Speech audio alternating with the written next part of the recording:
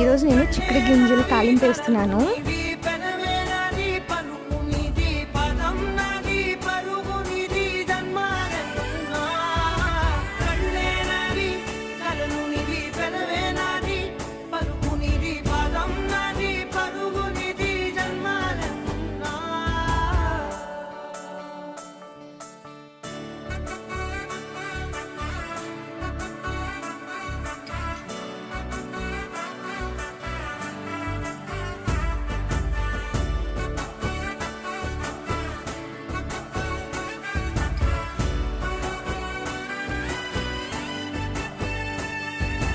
చంద్రమల్లె ఎదురు చూస్తే నదిలాగా మారనా, చైత్రమల్లె నువ్వు పూస్తే చిగురాకే అవ్వనా, నన్నే వరించి యువరాజును.